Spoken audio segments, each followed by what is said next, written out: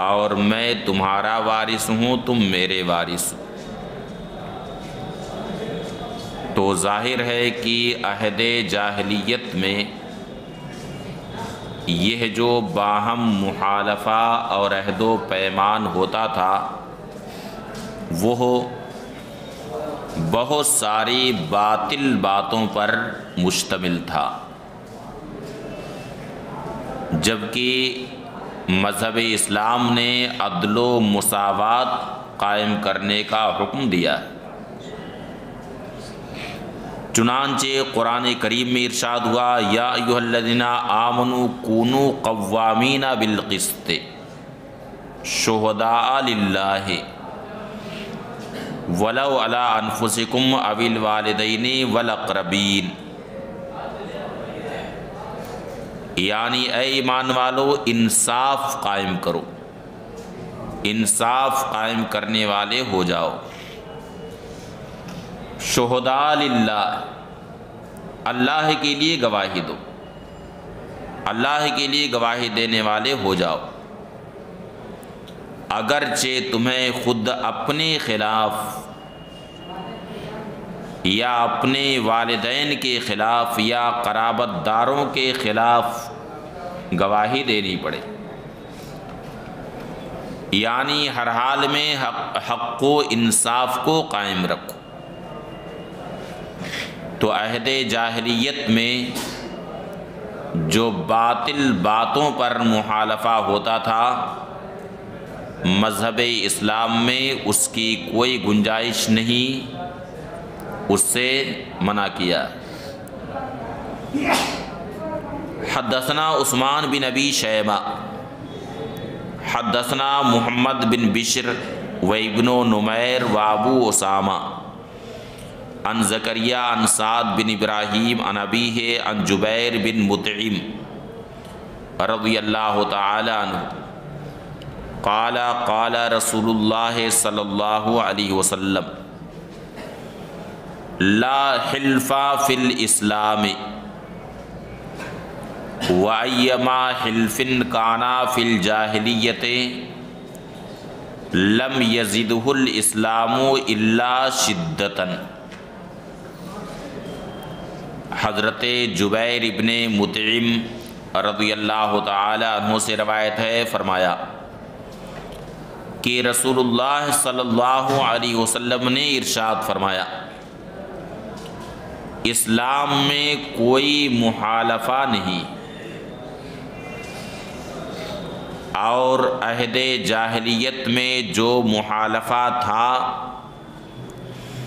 لم یزدہ الاسلام الا شدۃ، اے لم یزدہ الاسلام الا شدۃ فی المنع عنہ، لم یزدہ الاسلام الا شدۃ فی المنع عنہ، یعنی عہد جاہلیت میں جو باطل چیزوں پر محالفہ ہوتا تھا اسلام نے اس سے سختی سے منع کیا۔ ہاں اگر حق و انصاف کے ساتھ باہم دو آدمی یہ کہیں کہ ضرورت پڑنے پر میں تمہاری مدد کروں گا، تم میری مدد کر دینا، یعنی باہمی نصرت و حمایت کا اگر وعدہ کیا جائے اور اس میں کوئی باطل چیز نہ ہو تو اس میں کوئی حرج نہیں۔ قرآن کریم میں بھی ارشاد ہوا تعاونوا علی البر والتقوی ولا تعاونوا علی الاثم والعدوان، یعنی نیکی اور تقوی پر باہم ایک دوسرے کی مدد کرو، گناہ اور سرکشی اور زیادتی پر ایک دوسرے کی مدد مت کرو۔ حدثنا مسدد حدثنا سفیان عن عاصم الاحول قال سمعت انس بن مالک رضی اللہ تعالی عنہ یقول حالف رسول اللہ صلی اللہ علیہ وسلم بین المہاجرین والانصار۔ عاصم الاحول فرماتے ہیں کہ میں نے حضرت انس بن مالک رضی اللہ تعالی عنہ سے سنا، وہ فرماتے ہیں کہ نبی کریم صلی اللہ علیہ وسلم نے مہاجرین اور انصار کے درمیان رشتہ اخوت کو قائم فرمایا۔ حالفہ کا مطلب ہے آخا،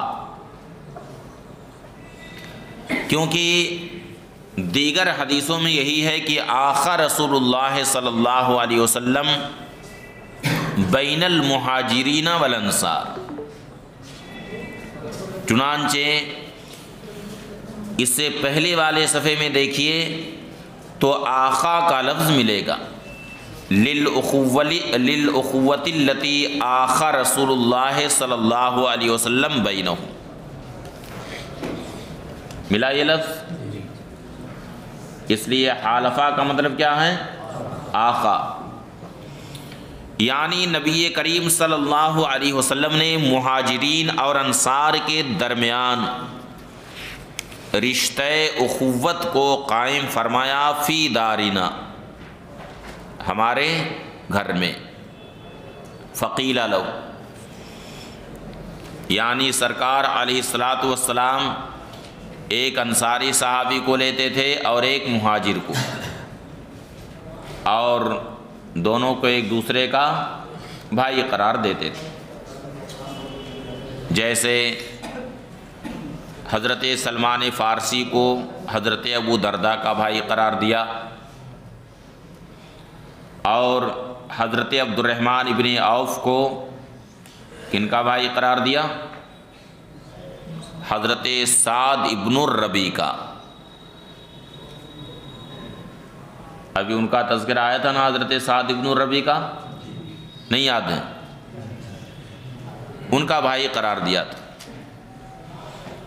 اور نبی کریم صلی اللہ علیہ وسلم نے یہ جو رشتہ قائم فرمایا، یہ نسبی رشتے پر بھی بھاری ثابت ہوا۔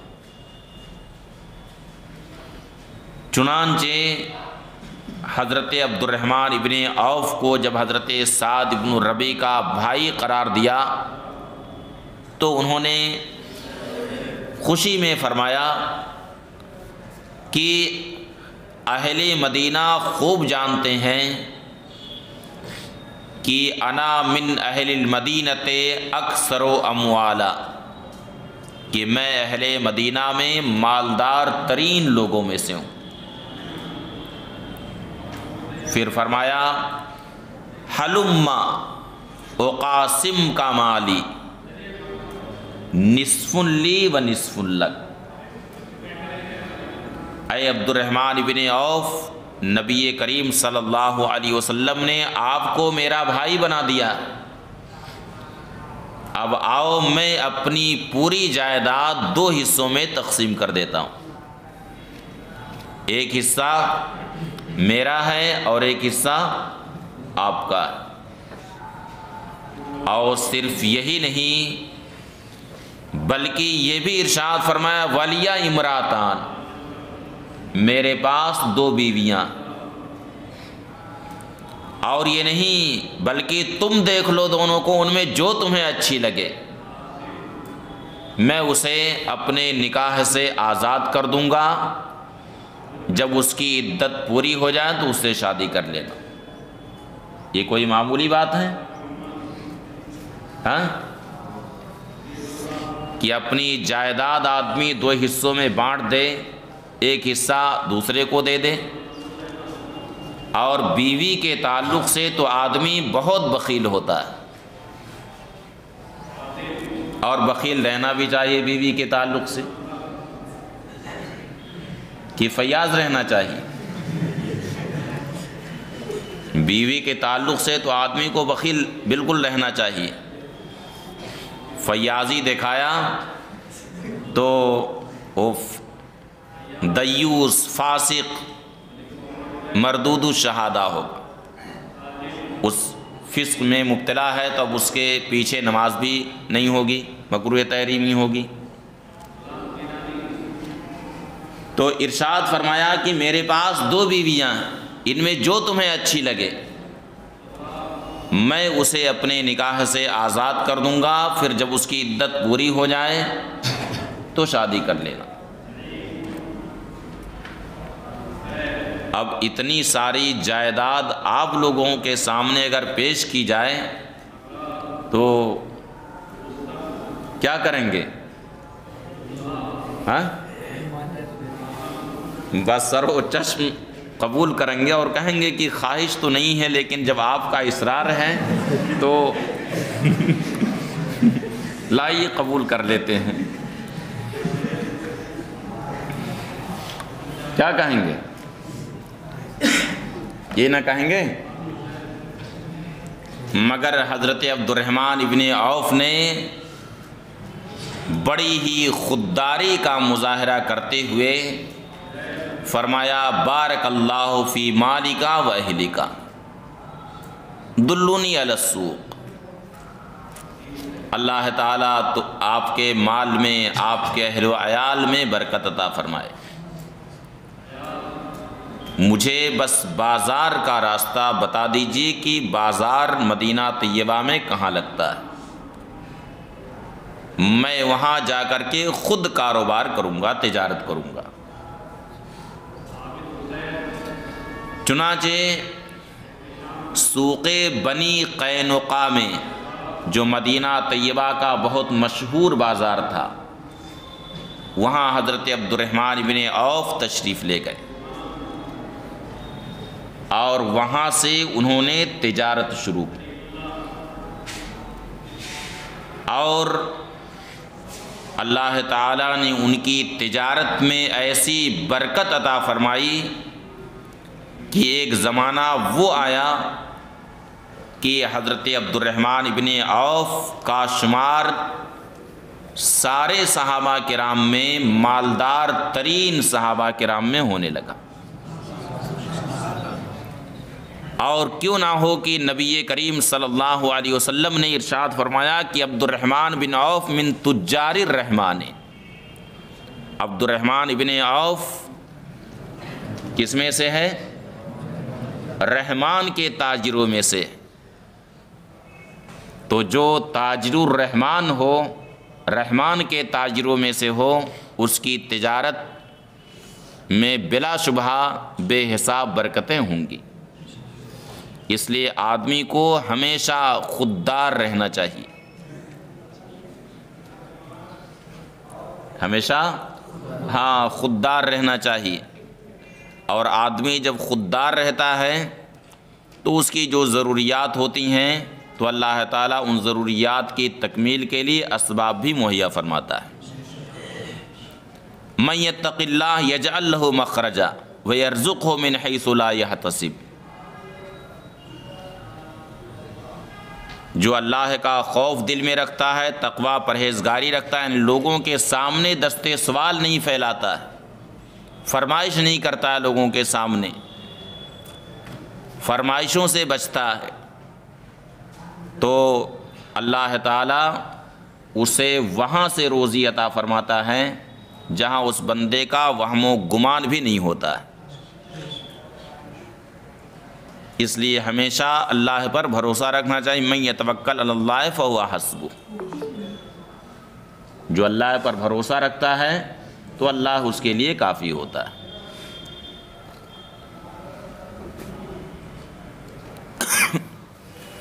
فقیل لہ، تو حضرت انس سے کہا گیا الیسا قال رسول اللہ صلی اللہ علیہ وسلم لا حلف فی الاسلام، کیا نبی کریم صلی اللہ علیہ وسلم نے یہ نہیں فرمایا ہے کہ اسلام میں محالفہ نہیں؟ یعنی حضرت انس نے جس وقت یہ حدیث بیان کی تو جو سامع تھے اس حدیث کی گہرائی تک نہیں پہنچ سکے، چونکہ حالفہ کا لفظ حضرت انس نے استعمال کیا تھا، اس لیے سامع نے کہا کہ کیا یہ حدیث شریف نہیں ہے لا حلف فی الاسلام، جبکہ لا حلف فی الاسلام کا مطلب کچھ اور ہے کہ دور جاہلیت میں جو محالفہ ہوتا تھا وہ محالفہ اسلام میں نہیں۔ فقال، تو حضرت انس بن مالک رضی اللہ تعالی عنہ نے فرمایا حالف رسول اللہ صلی اللہ علیہ وسلم بین المہاجرین والانصار فی دارنا، نبی کریم صلی اللہ علیہ وسلم نے مہاجرین اور انصار کے درمیان مواخات کو قائم فرمایا، رشتہ اخوت کو قائم فرمایا، فی دارنا ہمارے گھر میں، مرتین او ثلاثہ، یعنی حضرت انس نے یہ بات 2 بار یا 3 مرتبہ کہی۔ بابن فی المرأۃ ترث من دیت زوجہا، یہ باب ہے اس عورت کے بیان میں جو اپنے شوہر کی دیت سے وارث، یعنی شوہر کو کسی نے خطاً قتل کر دیا، اب اس کی جو دیت ہوگی تو دیگر ترکہ کی طرح سے دیت بھی اس کے ترکہ میں شمار ہے۔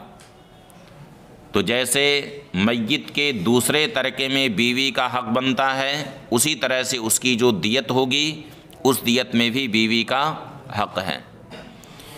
حدثنا احمد بن صالح حدثنا سفیان عن الزہری عن سعید قال کان عمر بن الخطاب رضی اللہ تعالی عنہ یقول الدیۃ للعاقلۃ، حضرت سعید بن المسیب رضی اللہ تعالیٰ عنہ فرماتے ہیں کہ سیدنا فاروق اعظم رضی اللہ تعالیٰ عنہ فرماتے الدیۃ للعاقلہ، یہ لام علا کے معنی میں الدیۃ علی العاقلۃ، دیت کس پر ہے؟ عاقلہ پر ہے، یعنی جو قاتل کے اسباط ہیں دیت ان پر۔ تو بعض لوگ یہ کہتے ہیں کہ دیت اصالتاً قاتل پر واجب ہوتی ہے، پھر قاتل سے عاقلہ کی طرف منتقل ہو جاتی ہے، اور کچھ لوگ کہتے ہیں کہ عاقلہ ہی پر واجب ہوتی ہے۔ کسی کے ذہن میں یہ سوال آ سکتا ہے کہ قتل تو کسی اور نے کیا اور دیت یہ اسباط کو اٹھانی پڑ رہی ہے نا؟ یہ سوال کسی بھی ذہن میں آ سکتا ہے، یا نہ آیا ہو تب تو آ ہی گیا ہوگا۔